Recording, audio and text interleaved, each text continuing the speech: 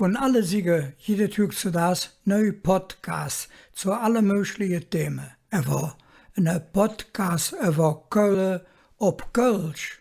Die kölsche Sprache haben wir noch nicht gefunden. Darum haben wir gedacht, das probieren wir uns selber. Klar ist, dass man mit den sprechen date. Und manchmal ist es so ein bisschen so jetzt wie Klatsch, wie Kaffeeklatsch. Also, es ist einfach nicht negativ. Eine kölsche Klav ist, dass man sich unterhält. Der Halle Wahn, der kölsche Wesen, das ist ein Röckelchen mit Kies. Und wie ist das entstanden? Also, da gibt es ja verschiedene Versionen. Ähnlich ist es ja nicht fair, wenn man sagt, dass das Agrippina und Stadt gegründet hat.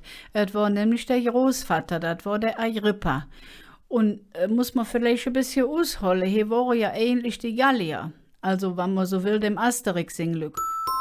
Und da hat der Meister Gerhard noch gelacht und sagt, lebe jung, du einen Bach von der Eifel nach hier gebaut hast, habe ich mir Dom fertig. Und der Düvel gerissen wie er war, ja, was wette ma, der Drecksack.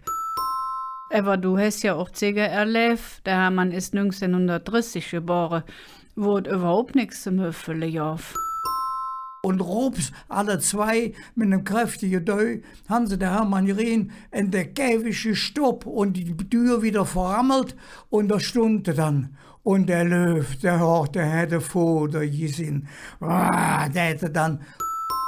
Wenn die Kölsche viel Ausdruck haben, für darüber zu schenken, heißt es ja eigentlich, dass sie das jede Teil davon erst wichtig finden.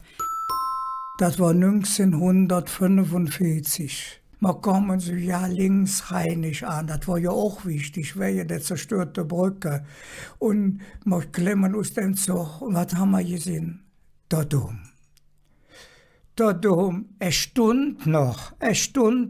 Das sah aus, als wenn ja nichts passiert wäre.